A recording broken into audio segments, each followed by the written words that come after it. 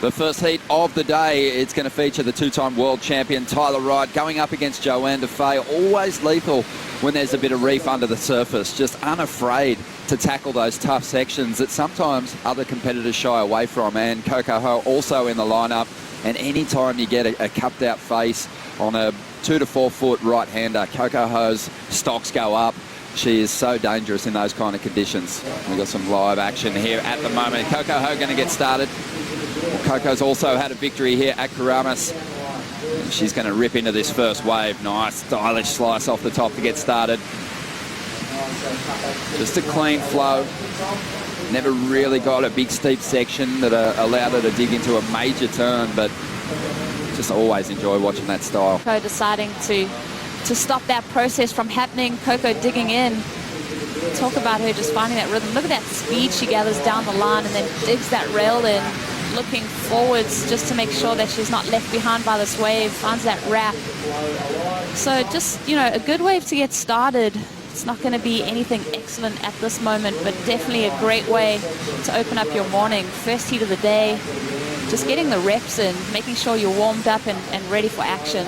It's early starts here at Karamas. And Defay trying to get into a position. She has a look at this one. Tyler also has a look, but a little out of position. Down the line, Coco Ho swings again. So looking for a backup number here, just gets a little caught on that outside rail. She'll go down. Just under 17 minutes remaining here. Full sunrise here in Bali, and always it's nice, silky, clean conditions.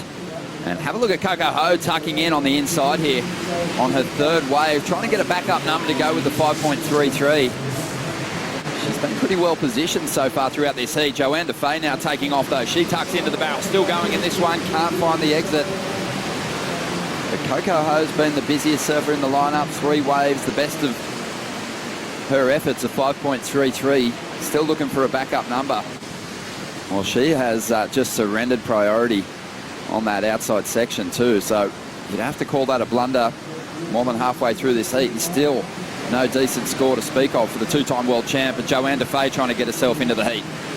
Little float to get started. You can see there even Johanne and her courageous efforts over shallow reef isn't really interested in hitting that little end section there. It didn't offer too much, just got that one floating maneuver, and like you mentioned, Tyler Wright using her priority, but look at Johanne trying to drop to the bottom of this wave, finds connection with that lip, gets a bit of a free fall, doesn't go for that sloppy end section, thank goodness, because it was getting a bit dry on the end there.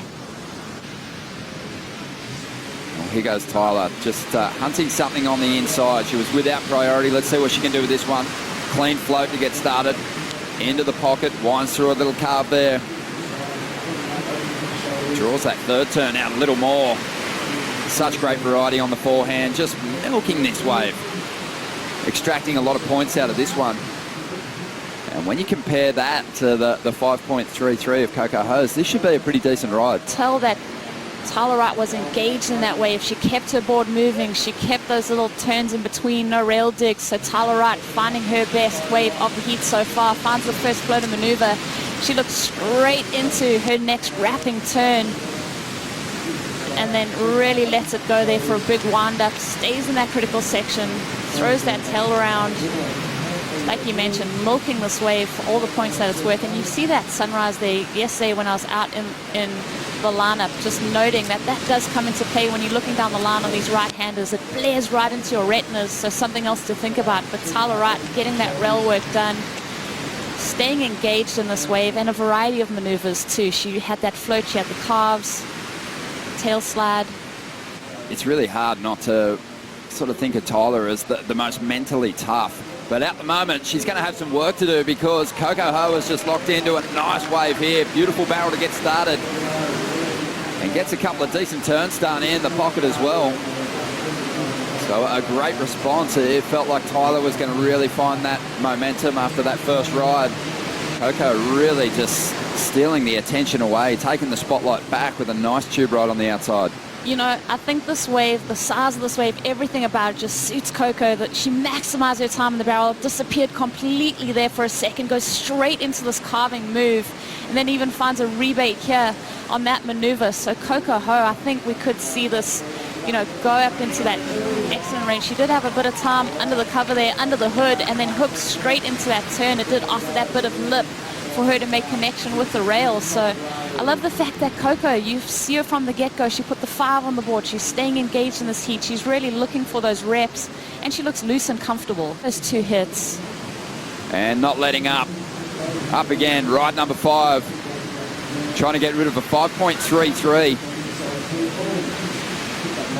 She'll duck off that one, but just on 7.5 minutes to go. Coco was just surfing so incredibly well. She'd be happy to see her advance, and hopefully that'll spark a bit of interest in her. But Coco, let's just see this replay. I love the way that that back leg is just tucked so neatly behind her. Just make sure that the rail stays clean. There's no, you know, anything to get caught. She does go down on that last section. But just mentioning Coco's results that she's had, getting knocked out in that 3rd round. Got to think about those first round heat wins that she's relying on. She's had some moments that have been so great to see her straight into that 3rd round. Well, Johanne Defay, she's going to drop her best number with that ride just over 6 minutes to go here. Last wave of Coco Ho came through at a 4. We'll see the replay of Johanne's wave now. Johanne, this is a way better way for her. A lot of speed to attack that first section, gets out onto the open face, then drifts the tail. So 2 dynamic maneuvers with a lot of speed, very committed, smaller wave, but this is definitely going to get her campaign going. What a way to kick off the day, getting slotted out at Karamas. Here we go. Johanne Defay, she had a 4.6 on her last wave. She did break that combination, but needs something huge, a 9.4 to get herself up into the lead. Coco Ho just having a great morning out here at the moment. Tyler looking typically relaxed, having a conversation at the takeoff zone with Coco. Yeah, and you see Johanne knows that she's got to dig deep, but then look at the way she kicks out of this wave. You can tell there's just that little bit of frustration seeping in. Johanne Defay just trying to find some separation. She's in that 3rd position for priority.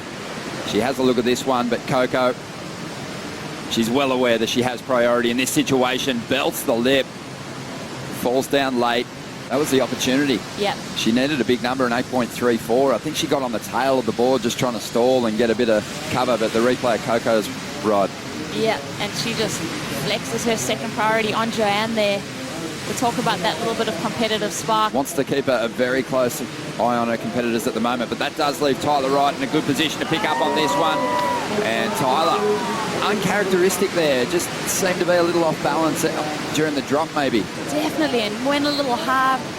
That lip just kind of making connection with her head, and she goes down. Talk about seeing these exchanges go down and just knowing that all 3 of these days are switched on. Caroline Marks never fully extends her body, keeps that low center of gravity. She's able to absorb everything this wave throws at her. Even finishes off there on that shallow section. You can tell that she wants to keep herself just flat to that reef.